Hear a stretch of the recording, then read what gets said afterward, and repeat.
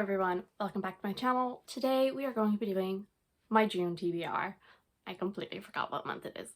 In June, I'm going to be participating in the Whatever-You-Want-A-Thon, which was created by Maddie from Book Browsing Blog. And there's teams that you're in, and I am on Team Epic and High because if you know anything about me, of course I'm on Team Epic and High because I love fantasy. I read mostly fantasy, so it fit. But anyway, I'm going to be playing my own TBR game to figure out what I will be reading this month for it.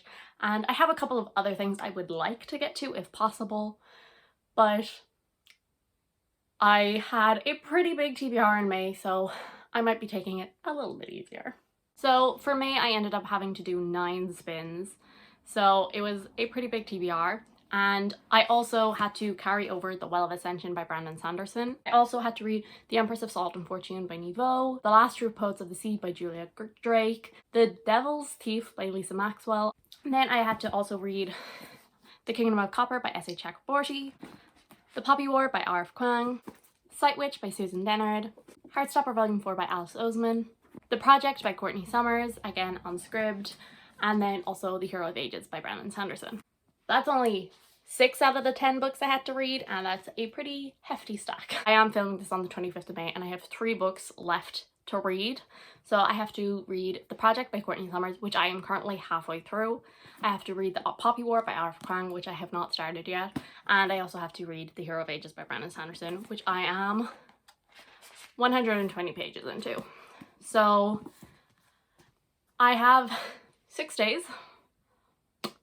I'm gonna finish The Project today, and I'm probably gonna start The Poppy War tomorrow because I'm doing it for Do the Thing-a-thon. I'll have a vlog up next Monday after you've seen this. So I should finish this, and I should finish The Project. It's just, I'm not sure will I finish this, but I'm pretty sure I'll be at least like halfway-ish maybe, and I'm gonna give that to me if I do it. But basically, I'm going to be vlogging for the entire month for Whatever-A-Thon. I'm going to do 2 vlogs. I'm going to, 15 days and 15 days. So if you want to know whether or not I managed to complete it, I'll tell you in the first vlog of Whatever-A-Thon. And if I don't manage to complete it, I will pull a punishment in the vlog instead of right now. Okay? So just to recap on where we're all at, we landed on Small Book. We have only been to the beach so far. We are on the 60k in the volcano. We've landed on 1 stop. We are on 30 out of 100 over here. And now I guess we'll spin to see how many spins I have to do this month.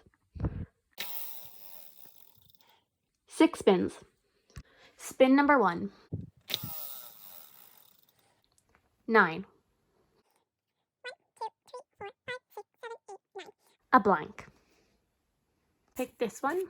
So, Nevermore, red. Empire of Gold, black.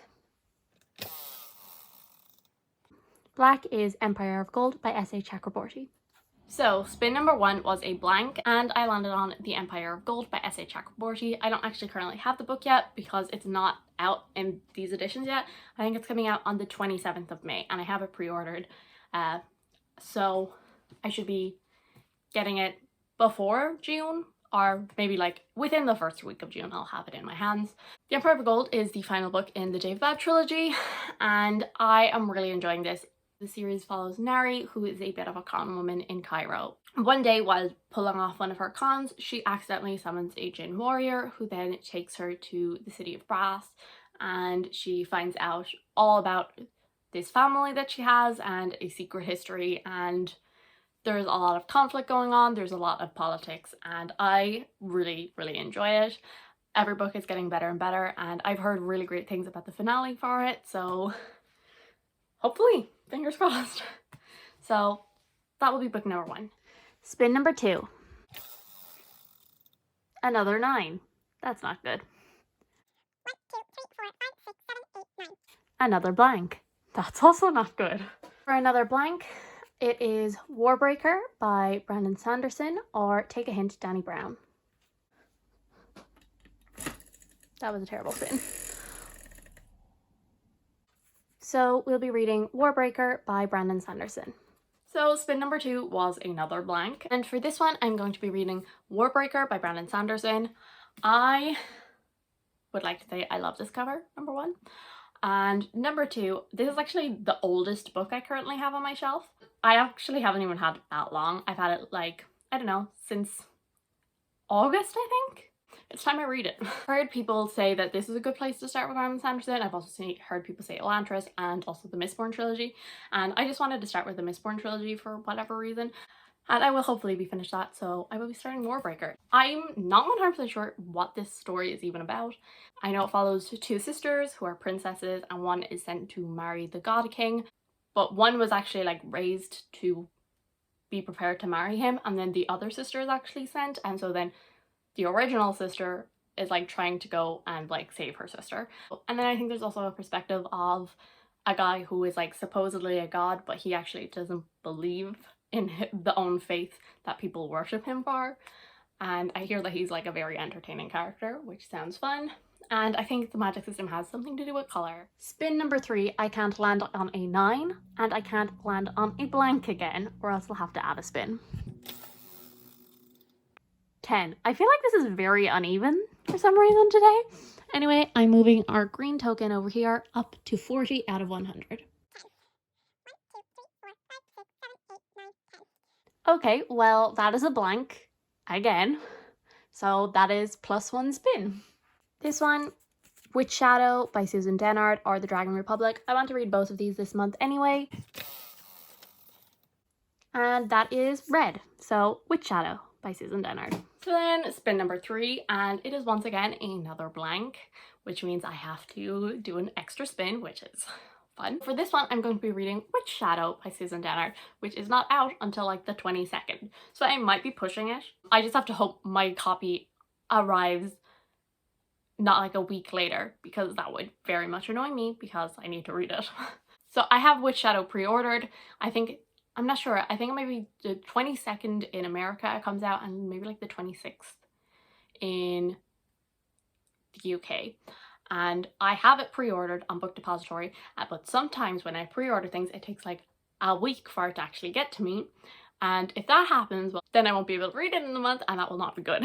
But this is my most anticipated release of the year, but it is one of my top 2 favorite series of all time. I absolutely adore it. So this is the 4th book, and it is going to be Isolde's book. Isolde is one of my favorite characters, and the way Blood Witch went, I have been waiting for this for like over a year. I cannot wait to finally read it. So yeah, I'm so excited. Spin number 4. 6. A YA fantasy. So then spin number 4 was a YA fantasy, and for that I'm going to be reading another Witchlands book. So I'm going to be reading Blood Witch by Susan Dennard.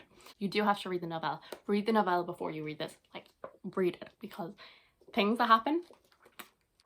So I am participating in Witchlands Along, which is hosted by JD Ray Reads. So yeah, I've been rereading along with them, and I think the live show for Sight Witch is going to be like the 2nd weekend of June or something. So I think it's going to be like the 12th or 13th or something.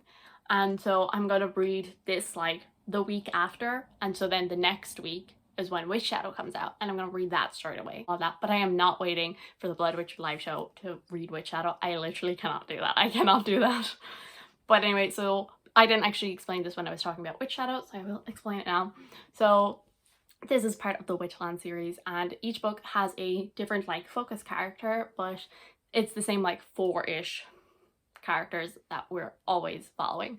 So the first book is Truth Witch, and we follow Safi and Isolde. Safi is a Truth Witch, which is a very rare ability, and it would be very helpful in political situations, especially since the 20-year truce is ending. So Safi hides her powers, but one day when the two of them are trying to steal back the money that Safi lost in a card game, they end up capturing the attention of a Blood Witch.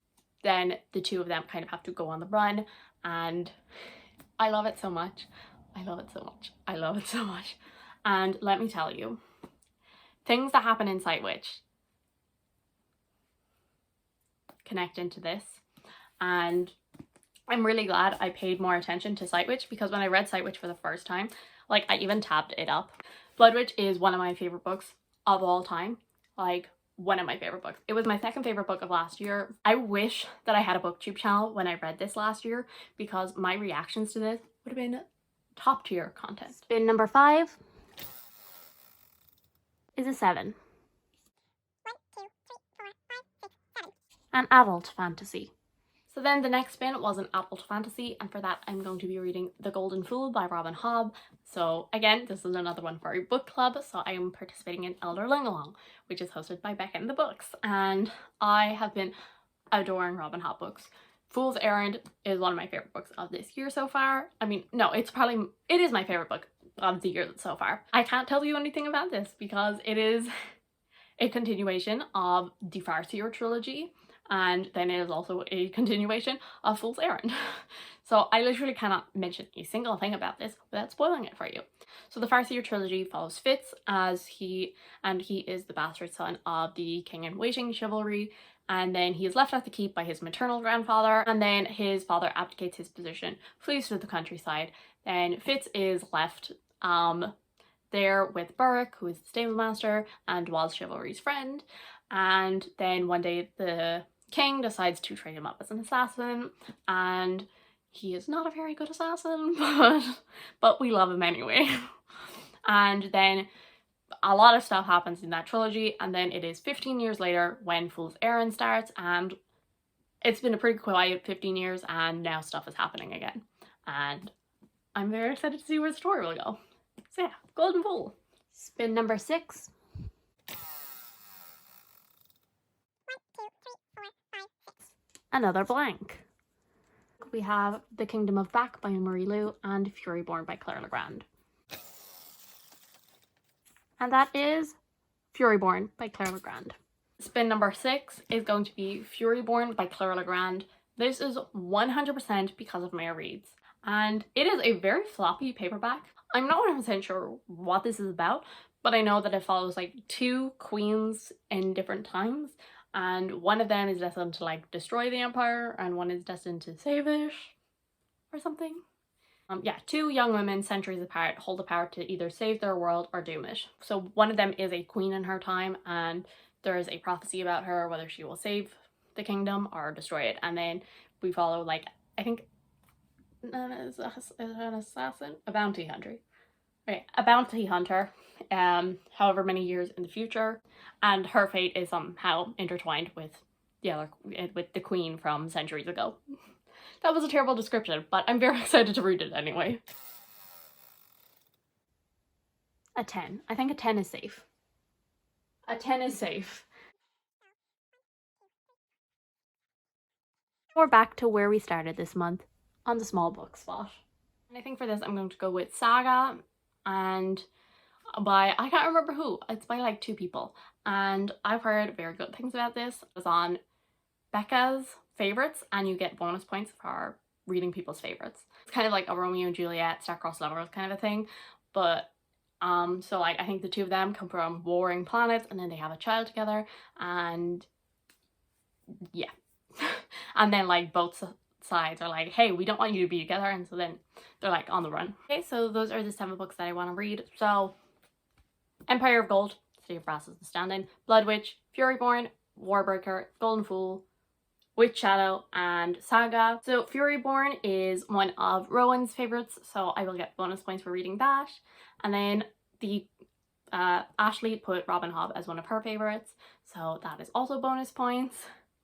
But if possible, because I don't think I will have anything else to do in the month anyway, I do have like a couple of like ones that, hey, if I get the chance to get to them, that would be good. Dragon Republic, if I can get to that, I have it on my shelf. Take a Hint, Dani Brown. I read Get a Life, Chloe Brown, and I gave that 4 stars. I've heard Dani Brown is better, and that is also down as one of Steph's favorites, so I would get bonus points if I read it. But like, I'm also like, no pressure if I don't get to it. And another one that I wouldn't mind getting to would be Nevermore, which is a middle grade book, and it is one of Gavin's favorites. So again, more bonus points. I'm not going to put too much pressure on me to get to those though. So yeah, the main goal is the 7 that are actually on my TBR. That is all. Thank you guys so much for watching. I do hope you enjoyed. If you did, subscribe, and I will see you all in the next one. Bye!